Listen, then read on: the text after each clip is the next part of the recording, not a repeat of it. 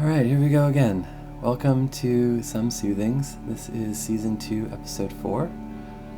My name is Joshua. I am a musician and glitch and sound artist.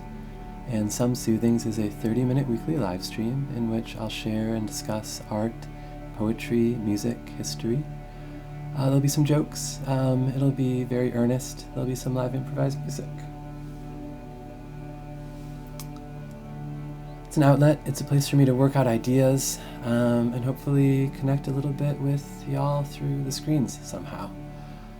We're going to endeavor to be really peaceful, generous, calming, but we're also taking a really broad definition of the word soothing, and we are not going to ignore any of the seriousnesses of our current moment. So, welcome. Thanks for tuning in. Some quick housekeeping. We're archiving all the episodes on IGTV. I'll try to get this up tonight in case the stream or the audio gets weird again. We've been struggling with this platform a little tiny bit, but I think that it's working. I think we maybe have sound. I hope so. If you want to learn anything more about the stuff we talk about, there is an info doc that's linked in the pinned comment below. I can't really clock the comments as I'm going, but I'm recording them, and I will check them out later tonight when drinking my nightly glass of castor oil, and I'll respond to any questions or comments at the top of next week's show. Okay, let's get going here. Let's look at some art.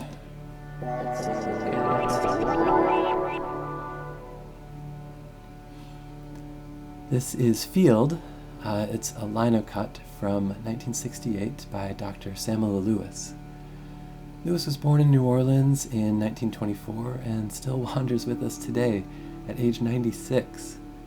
Lewis began their studies in art and art history at Dillard University and then transferred to Hampton on a full ride. They went on to earn a master's and a doctorate in fine art and art history at Ohio State University, becoming the first African-American woman to do so here in the States.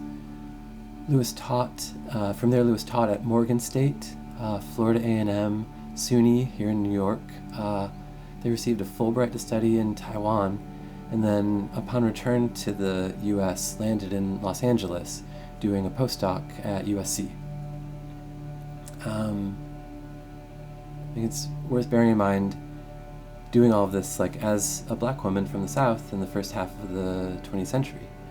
So words like exceptional and pioneering don't even really begin to describe these accomplishments. And we're not even nearly done. So after USC, Lewis takes a position at LACMA, that's the Los Angeles County Museum of Art, endeavoring to provide more exposure and exhibition opportunities for black artists.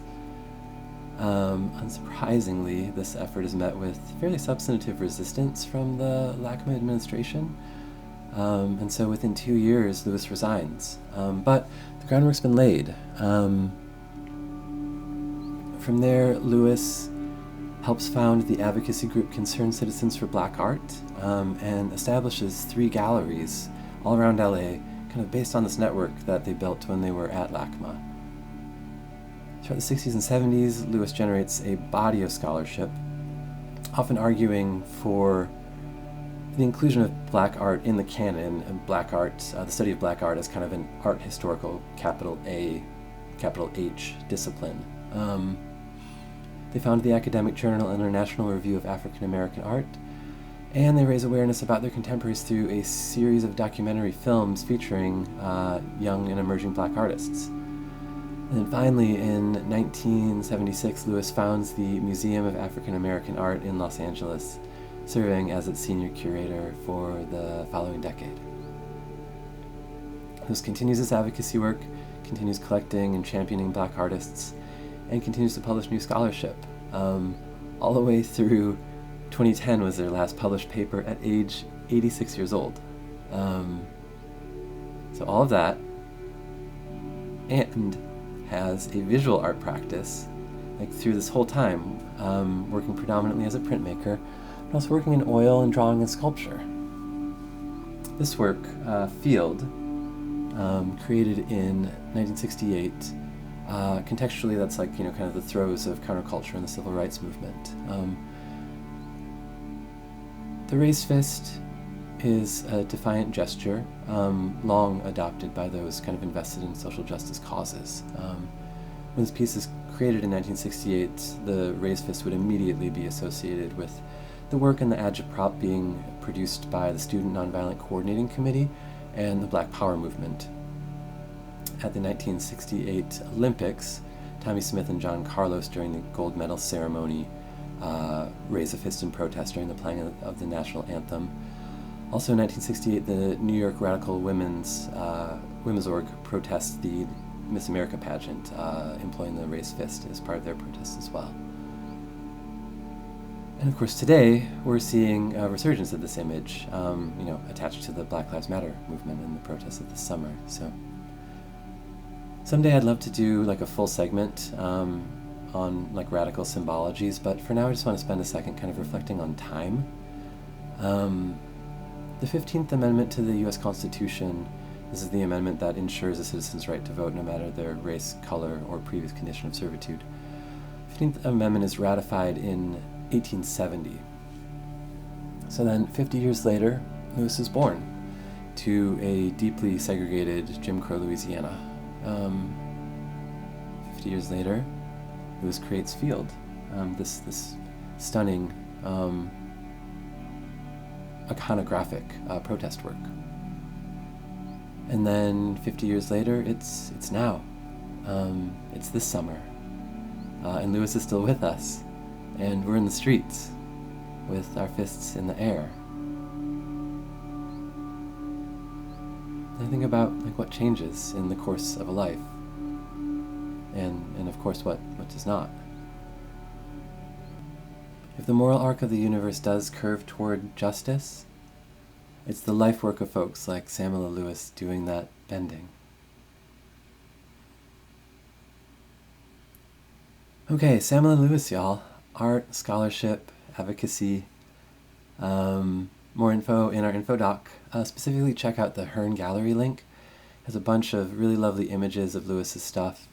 And there are a few really brief, charming video interviews at the History Makers website, so peek those two links. Okay. Up next on the show, we have a new segment called Ask Yourself. So I've written out a bunch of questions, and I made this little piece of code that kind of puts them on shuffle. So I don't know what question we're going to get. I will ask myself the question and answer it. And I will encourage y'all to do so as well. Okay, let's see what we get.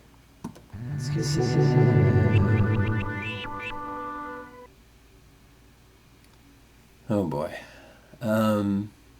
Okay.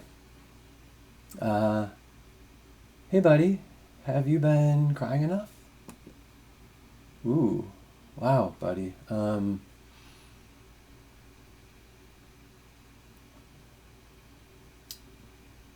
been crying a little, but probably not enough. I could probably stand to cry a little more often. Thanks for asking. No problem, man.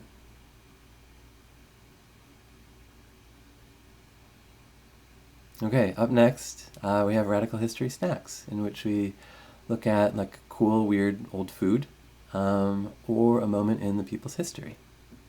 In 1939, the city of Alexandria, Virginia constructs a new public library, just blocks from the Potomac, in the heart of downtown. Bear in mind that, like most public libraries, the operating costs are taxpayer funded. Also bear in mind this is the 1930s, so de facto segregation as well as legal segregation is still widespread throughout both the North and the South. And even here in Alexandria, just like 5 miles from the seat of federal government in D.C., black folk, though they're required to pay the taxes that fund the library, are barred from using it.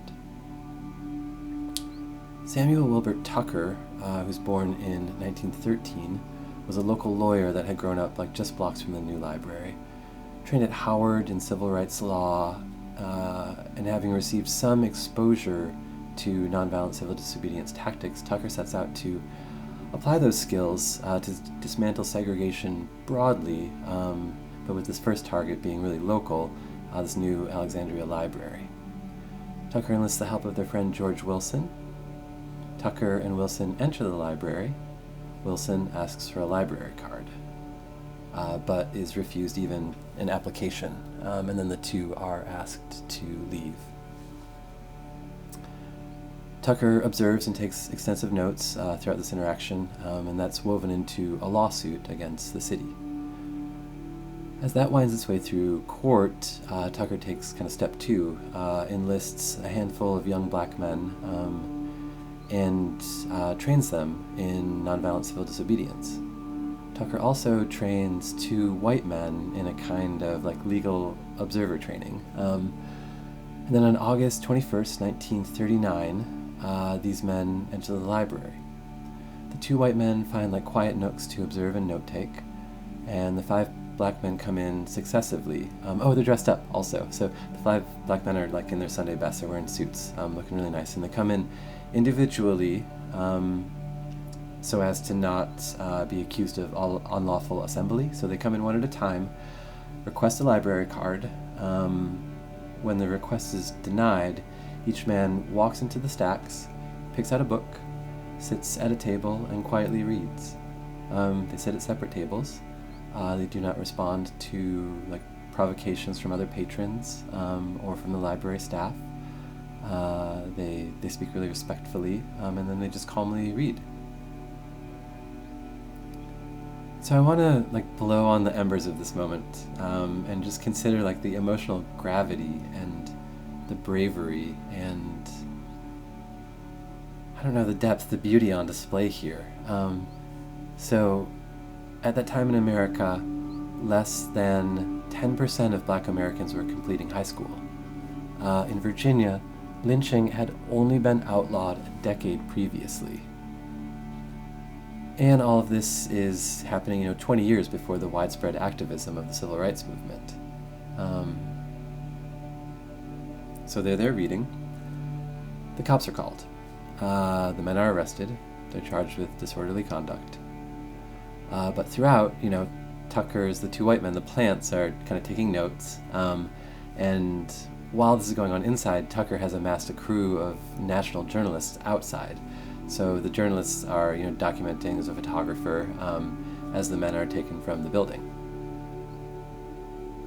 So I'm sure that you're kind of clocking some of the parallels. These tactics are, employed over and over again during the civil rights movement and continue to be effective means of civil disobedience today. Tucker gathers all this material and files a suit. The state of Virginia uses various legal loopholes to continue to bar access to the library, eventually constructing a separate but equal blacks-only library. But Tucker is not having that. Tucker's not done. Tucker continues to fight, eventually working with the NAACP, and eventually, in 1959, 20 years later, the Alexandria Library is finally fully integrated. Tucker continues this work throughout their career, working at the NAACP and training a new generation of lawyers in kind of radical practice and activists in civil disobedience, nonviolent civil disobedience. So that's the Alexandria Library sit-in, one of the first kind of sit-ins or one of the first times that we see these tactics employed in the U.S. civil rights movement. So more info in the info doc. Up next we have our Some Soothings special feature. My special feature is Digging Graves to Vaporwave, with music by Stevia Sphere.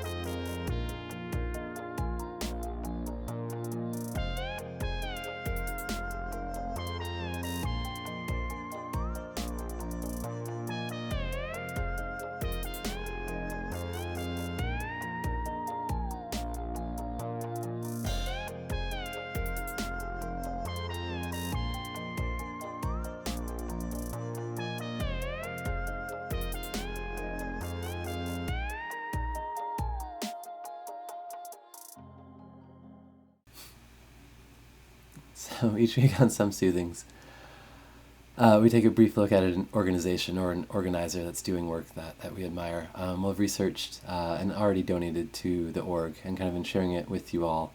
Encouraging you to consider donating as well.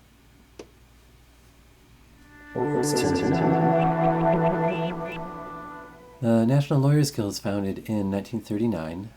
Note this is the same year as the Alexandria Library sit-in. And it's the oldest racially integrated progressive bar association in the U.S. Through their Mass Defense and Activist Committee, they provided legal observers at, well, seemingly every protest I've attended in the last 25 years, as well as providing free legal consultation and representation. I have direct and really grateful personal experience with the National Lawyers Guild. They provided consultation and representation when I was arrested during an anti-war protest at the turn of the century. So National Lawyers Guild, great folk, in their own words, quote, "Our mission is to use law for the people, uniting lawyers, law students, legal workers, and jailhouse lawyers to function as an effective force in the service of the people by valuing human rights and the rights of ecosystems over property. The National Lawyers Guild is dedicated to the need for basic change in the structure of our political and economic system.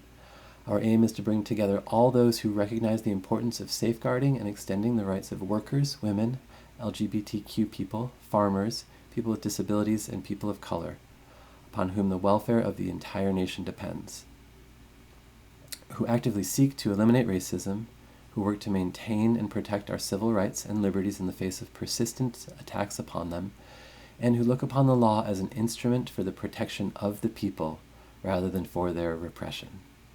Guild members help create change at the local, regional, national, and international levels." End quote. So the National Lawyers Guild has a bunch of working groups doing super important stuff: legal aid for immigrants, police accountability, environmental justice, housing court and tenants' rights, alongside this work that I'm familiar with their direct support of activists and protesters. I think that we can all imagine examples of the powerful deploying the law as an arm of oppression. I think of the National Lawyers Guild as like a shield, as like a bulwark against. So donate link is in the pinned comment below. Okay, let's play some music. We're running behind schedule. Okay, this is probably only going to be like a 4-minute little improvised music thing. Okay, here we go.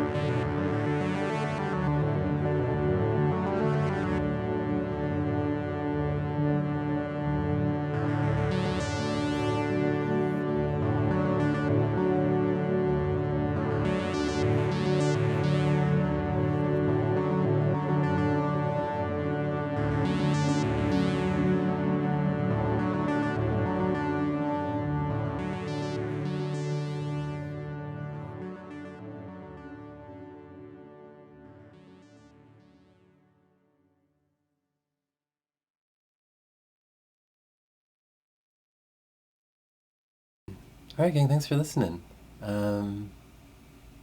Let's close with a poem. This is The Beginning May Have Always Meant This End by Camille Dungy. Coming from a place where we meandered mornings and met quail, scrub jay, mockingbird, I knew coyote like everyone else. I knew cactus, I knew tumbleweed, lichen on the rock, and pillbug beneath, rattlers sometimes. The soft smell of sage and the ferment of cactus pear coming from this place, from a place where grass might grow greener on the hillside in winter than in any yard, where the whole rest of the year everything I loved, chaparral pea, bottle brush, jacaranda, mariposa, pinyon and desert oak, the kumquat in the back garden, wisteria vining the porch, the dry grass whispering long after the last rains, raccoon in and out of the hills, trash hurled by the hottest winds, the dry grass tall now and golden, lawn chairs, eucalyptus, everything. In a place we knew everything we knew, little and large and mine and ours, except horror. All of it. Everything could flame up that quickly, could flare, and be gone.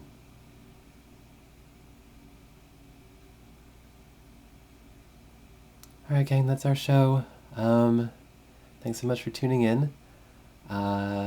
Next week we'll be back, hopefully with less technical issues, but who knows, Instagram. There we go. In the meantime, y'all please take care of each other, take care of yourselves. Good night.